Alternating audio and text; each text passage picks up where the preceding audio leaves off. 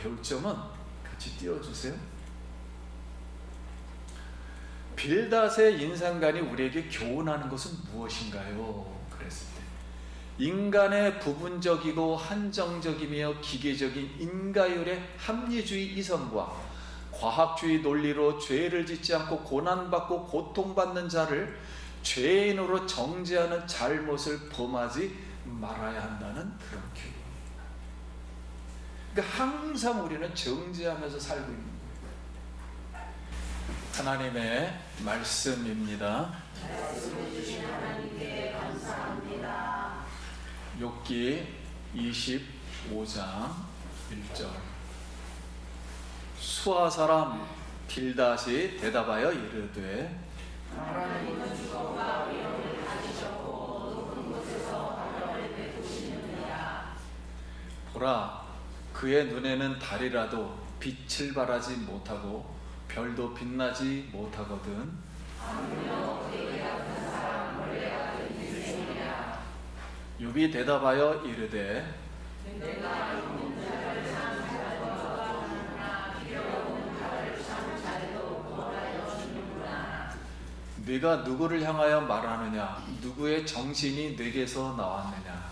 그는 동쪽으로 공에 계시며 다른 아무것도 없는 곳에 계시며 그의 입김으로 하늘을 맑게 하시고 손으로 날렵한 뱀을 무찌르시나니 보라, 이런 것들은 그의 인사에 하늘일 뿐이요 우리가 그에게서 들은 것도 속삭이는 소리일 뿐이니 그의 근육의 우리소리를 누가 능히 헤아리랴. 욥이 또 풍자하여 이르되 나의 정당함을 누리신 하나님, 나의 영혼을 괴롭게 하신 죽는 자를 사시는 법에 생각하노니 나의 호흡이 아직 내 속에 완전히 있고 하나님의 숨결이 아직도 내 코에 있느니라.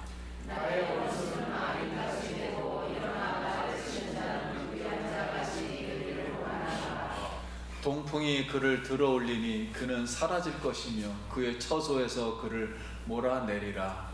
하나님은 그를 아끼지 아니하시고 던져버릴 것이니 그의 손에서 도망치려고 힘쓰리라.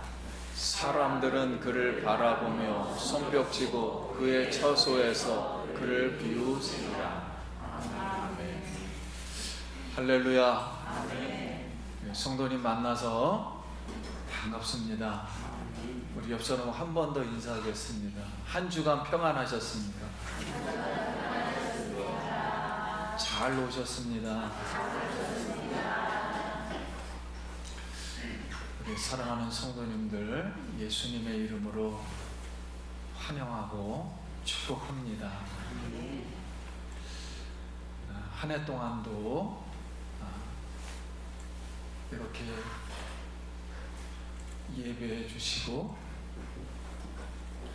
또 하나님을 위해서 믿음의 선한 싸움을 싸우시고 또 이렇게 교회 여러 가지 주방으로 꽃꽂이로 또 봉사로 또 반주로 방송으로 하여튼 여러 가지로 이렇게 한 해 동안 교회를 세워주신 것 진심으로 감사를 드립니다. 우리 아기 예수님이 내일 또 탄생하시는데 예수님께 또 환영으로 그 탄생을 기뻐하며 성탄의 축복이 임하길 바라고 성도님들 하나님으로부터 또 옆에 있는 사람으로부터 사랑받기 바랍니다. 또 과거에 있었던 모든 쓰라린 일들은 또 원수 같은 사람이 있다 할지라도 다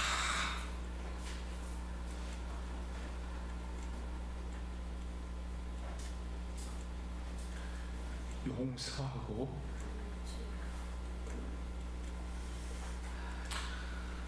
더 사랑해주고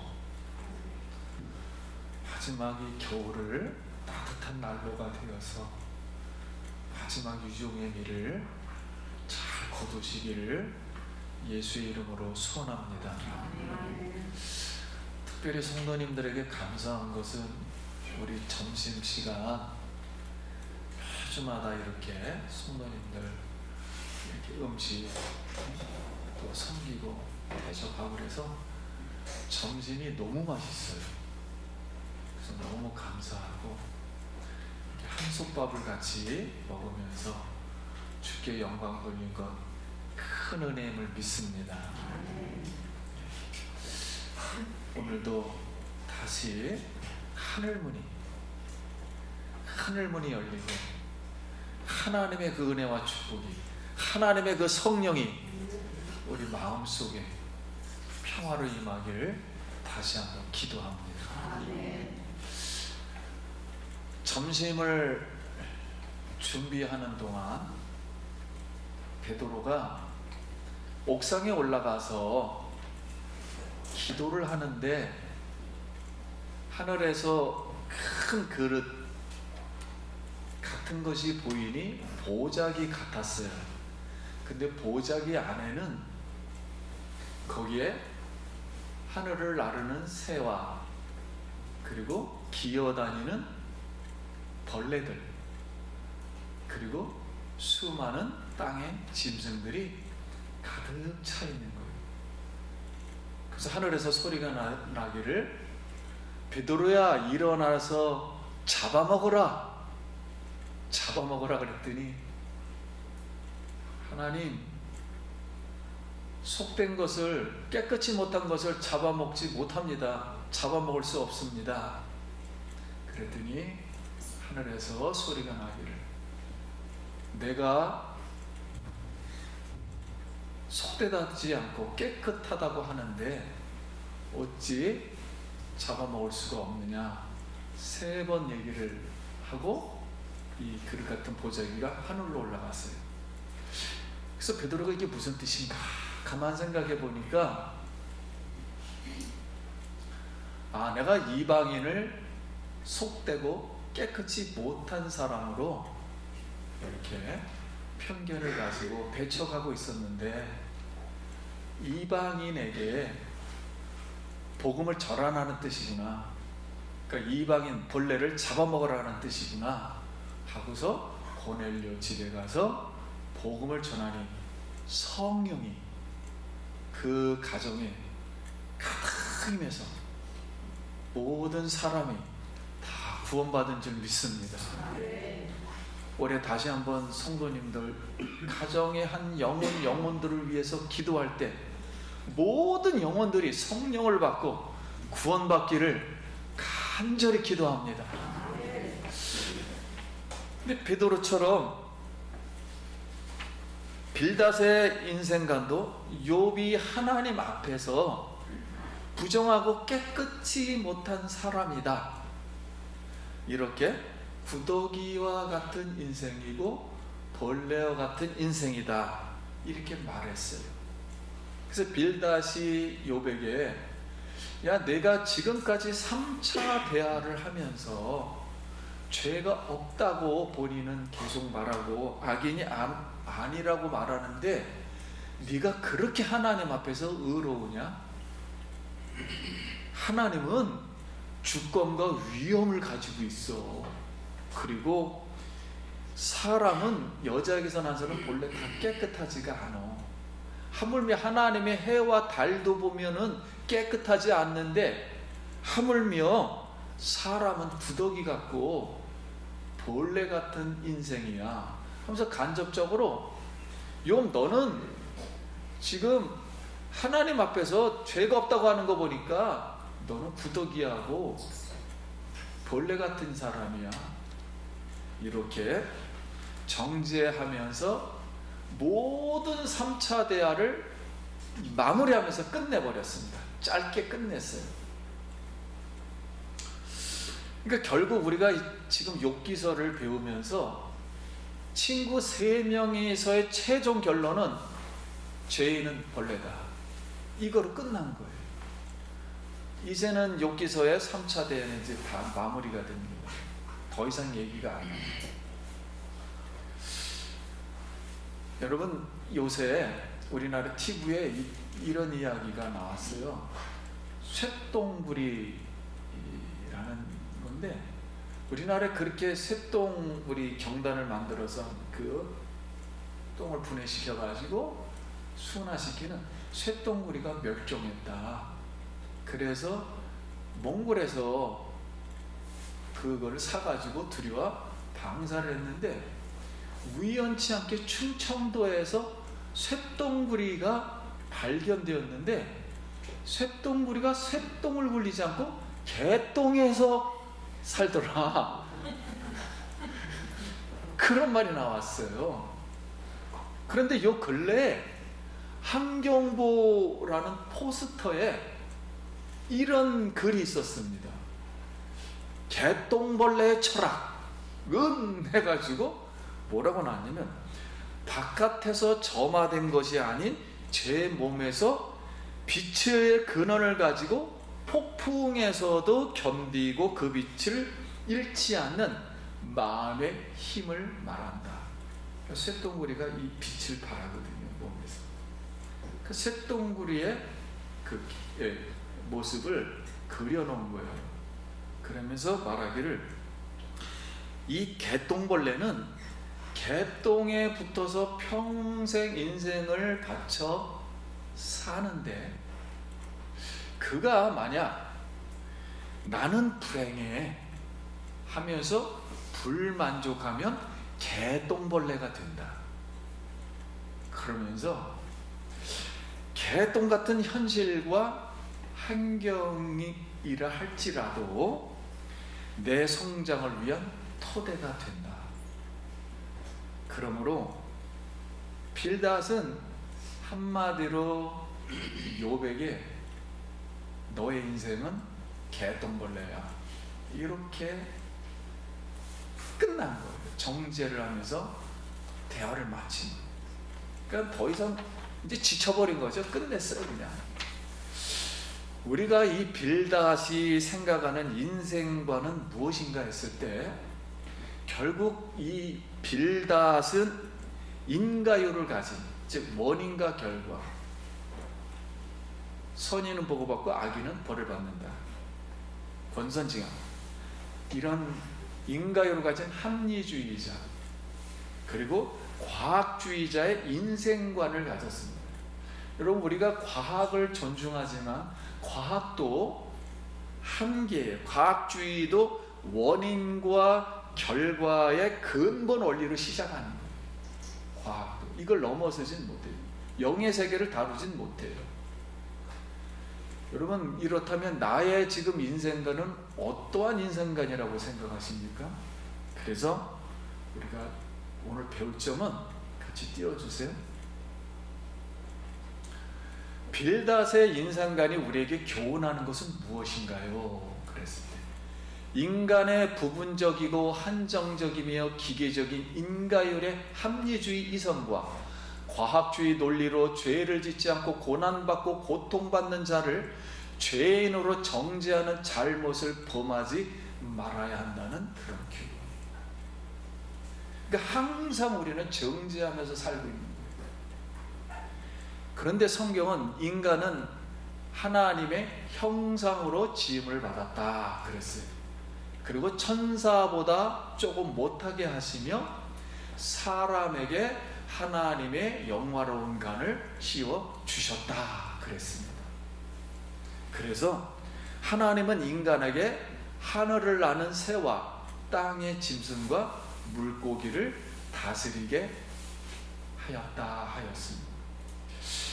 따라서 우리 인간은 합리주의자도 과학주의자도 아닌 거예요. 우리 사람은 하나님의 형상주의자라 이렇게 말할 수 있습니다. 하나님의 보시는 관점에서 우리 사람 한 영혼을 천하보다도 귀히 여기고, 그 하나님의 관점으로 사람들을 대하길 예수의 이름으로 축원합니다. 빌닷의 인생관에 대해서 욥이 이제 대답을 합니다.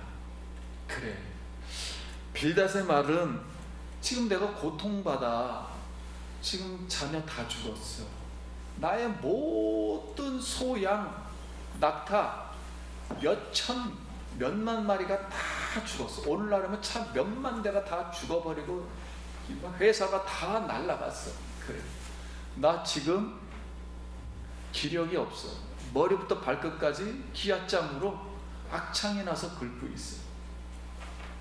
이런 기력 없는 나를 잘도 가르치고 있구나. 나를 구원하려고 하구나. 그래, 너의 그 인생과 결국 나를 벌레라고 하는데, 죄인임의 벌레라고 하는데 그 인생관의 정신이 어디서 나온 거야? 하나님은 본인이 말한 것처럼 위험이 있다며. 그래, 하나님은 지구를 북쪽 공간에 가시고 물을 구름 속에 잠겨 놓으시고 지옥도 하나님이면 떨어. 그리고 하나님이 기침하며 하늘의 기둥도 흔들린다고. 바다의 괴물 사탄도 이기시는 하나님이요. 이런 하나님의 우레소리를 누가 헤아릴 수 있겠느냐? 빌닷의 너의 그 신과 내 그 지식과 지혜는 일부분이고 전부는 아니야. 너의 그 신강과 지식과 지혜와 인생과는 세미한 소리에 불과해. 그래도 나는 이런 하나님 앞에서 나는 무지하다, 나는 죄를 짓지 않았다 선하며 죽기까지 맹세할 거야. 악인이 벌을, 본인은 이렇게 말을 했어. 악인은 벌을 받으면 자손들이 병들고 거지가 되고 과부되고 집은 망하고 부자는 순간에 죽어버리고 폭풍이 물면 다 날아갈 거야. 그래서 사람들이 악인은 잘 죽었다 이렇게 좋아하며 박수를 쳐줄 거라고. 친구들이 이렇게 나를 악인으로 보면서 이런 벌을 받을 수 있다 그러는데, 만약 빌닷 네가 말한데도 너가 만약에 악인이라면 너도 이런 벌을 받을 수가 있어. 빌닷, 너의 논리가, 나를 보는 그 논리가 하나님으로부터 온 지혜이냐? 하나님의 지혜인가? 하나님의 참 지혜는 세상에서 알지를 못해. 광부들이 금은 보화를 땅에서 다 캐어내도 하나님의 지혜는 캐내질 못해. 눈 좋은 솔개도 하나님의 지혜는 볼 수가 없어. 순금, 벼국, 수정, 호박, 진주, 보화도 지혜와 바꿀 수 있고, 모든 생물의 눈에도 지혜는 숨겨져 있어. 지옥에 가는 사람들도 지혜가 있다고 그랬는데 듣기만 하고 난 소문만 들었는데 어디 있는지는 몰라. 그렇게 말을 했어. 지혜의 근본은 하나님이야. 하나님은 지혜 길을 아시고 땅끝까지 감찰하시고 바람과 물의 무게와 양을 정하셔. 그리고 우리의 법칙도 만드시고 하나님 우주 만물과 인생관과 자연 법칙도 정하셨어. 그러므로 하나님의 지혜는 주를 경외하는 것이요, 이것이 곧 악을 떠난 명철이야. 하나님을 떠난 지혜는 무의미하다 그랬어요. 그래서 우리나라에 구약을 잘 가르쳐주는, 구약의 원문을 가리키는 박사님 한 분이 이런 말을 했어요. 지혜는 소프트웨어이고 프로그램 내용이고 우리는 하드웨어, 컴퓨터 케이스에 불과하다. 하나님의 지혜가 우리 안에 들어와 있는 동안에는 지혜로울 수 있으나 그 지혜가 우리를 떠나면 다시 어리석어진다는 말씀입니다. 그래서 하나님의 지혜는 우리를 소유할 수 있으나 우리는 하나님의 지혜를 영구하게 사유화할 수는 없어요. 이 하나님의 지혜를 한번 우리가 지혜로워졌다고 영원히 간직하는 건 아니에요. 시바 여왕이 솔로몬이 그렇게 지혜롭다 하니까 그를 시험하기 위해서 모조품 화분과 진짜 꽃, 그것을 구별하라고 시험을 했어요. 그 솔로몬이 딱 그걸 듣자마자 나비와 벌을 딱 풀었어요. 그러니까 나비와 이 벌이 진짜 생화에 가서 앉아서 저 꽃이 생화다 그랬습니다. 이렇게 얻은 이 솔로몬의 지혜도, 세상 최고의 지혜를 얻은 솔로몬도 한순간에 추락했어요. 이방 여인을 불러들이고 성전에다가 이방 우상을 만들고 그렇게 수많은 걸 다 누렸지만은 나라를 두 쪽으로 깨트리고 솔로몬도 한순간에 추락을 했습니다. 오늘 우리가 인생의 가치관과 인생관이 합쳐진 이 자아 실현의 지식과 지혜도 하나님이 볼 때는 한 부분이고 기계적이에요. 그리고 한순간이고 하나님의 진리에 이것도 부합이 되어야 합니다. 그러므로 우리가 인생을 살면서 정말 요처럼 죄를 안 지었는데도 이렇게 고난받고 고통받는 사람을 함부로 정죄하면서 나의 그 똑똑함과 나의 그 인생관과 그 지혜관이 결국 하나님 앞에 수많은 사람들의 마음을 더 아프게 한다. 그래서 요한복음 8장 30일에 진리를 알지니 진리가 너희를 자유케 하리라. 깊도다 하나님의 지혜와 지식의 풍성하며 그의 판단은 헤아리지 못할 것이며 그의 길은 참지 못할 것이로다. 누가 주의 마음을 알았느냐? 누가 그의 모사가 되었느냐? 누가 주께 먼저 들여서 갚으심을 받겠느냐? 이는 만물이 주에게서 나오고 주로 말미암고 주에게로 돌아감이라. 그에게 영광이 세세 있을지어다. 오늘 하나님께서는 하나님의 지혜인 성령으로 오늘 성도님 한 영혼 속에 들어와서 우리의 인생을 지금까지 인도해 주신 줄 믿습니다.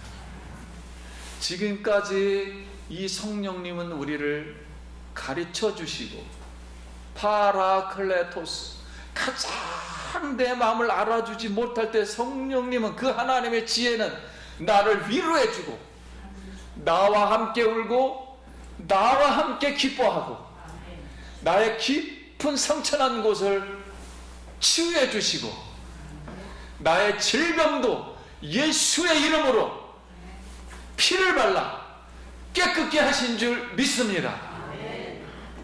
혹시 자녀를 위해서 애가 타면 하나님은 희망을 주셨고 내 사업을 위해서 근근 걱정하면 두려워하지 말라, 근심하지 말라.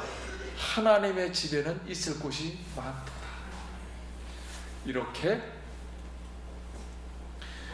우리를 마음속 깊은 곳에서 함께 위로해 주시며 내가 알지 못하는 지식과 지혜까지 예수님, 그 성령님은 내 마음속에서 하나님을 위해서 스스로 간구하여 주신 줄 믿습니다. 오늘 그 하나님의 지혜가 오늘 사랑하는 성도님들 마지막 주일 예배 오늘 24일까지 이제 30일을 한 주를 하루를 남겨놓고 있지. 다시 하나님의 지혜로 성령과 진리로 예배하게 하신 하나님을 찬양합니다. 예수의 이름으로 우리 성도님 가는 길마다 가시밭길이 다시 올 수도 있지. 주님 가는 그 길에 평강이 있기를 예수의 이름으로 축원합니다. 우리가 다시 한번 옷깃을 여미고 예수님이 앞에 가서 모르는 척하지만 여인이 예수님의 옷자락을 붙들었을 때 누가 내 옷자락을 붙들었느냐 했을 때 수많은 제자들은 왜 예수님을 부정택에 여자가 만지느냐, 병자가 만지느냐, 왜 길을 가는 것을 왜 붙드느냐 했을 때 내 능력이 이 여인에게 나갔도다. 오늘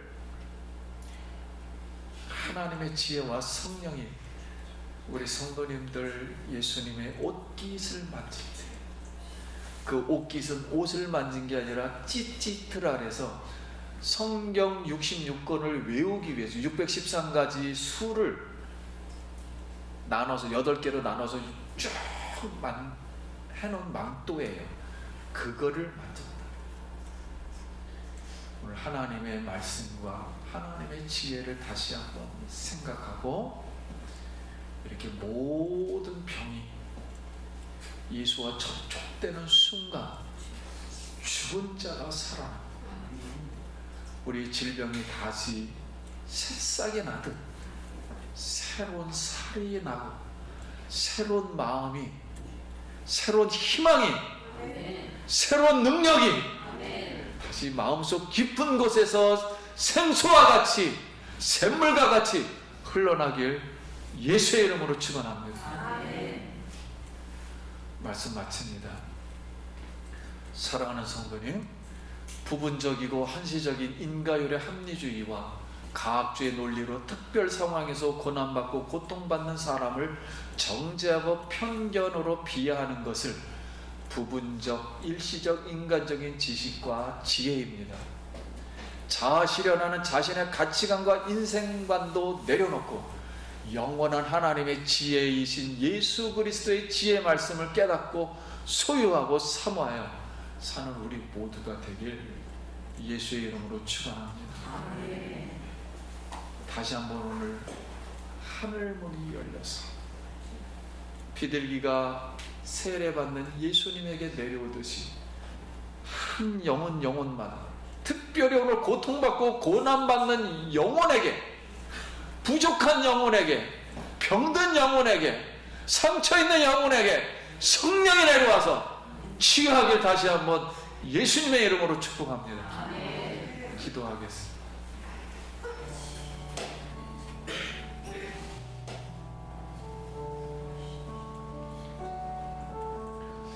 우리 감사 기도하며 잠깐 기도합니다.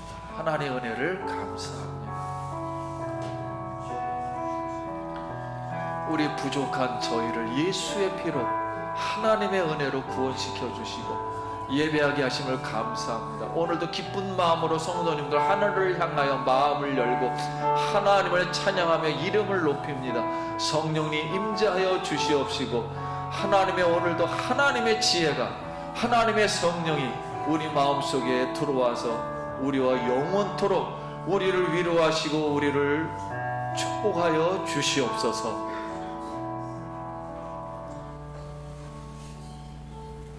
손을 가슴에 얹고, 여러분 기도할 사람은 머리에 손을 얹고 기도하겠습니다.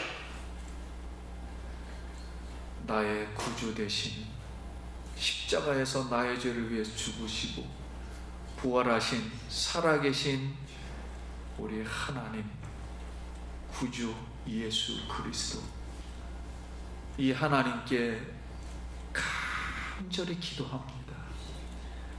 부족하고 연약한 나를 있는 그대로 받아 주시옵소서. 하나님 아버지여, 내가 가는 이 길, 주의 길, 어떤 길이라 할지라도 주의 영광을 드러내게 하여 주시옵소서. 예수님의 손으로 머리에 손을 얹고 가슴에 얹었습니다. 아프고 우리를 방해하고 어둡고 질병스러운 모든 것은 예수의 이름으로 깨끗게 하여 주시옵소서. 우리 사업과 일터를 아버지 축복하여 주시옵시고 자녀를 건강케 하여 주시옵소서. 하나님, 새해는 새 마음을 가지고 새 포도주는 새 부대에 담게 하여 주시옵소서. 예수님 이름으로 기도합니다.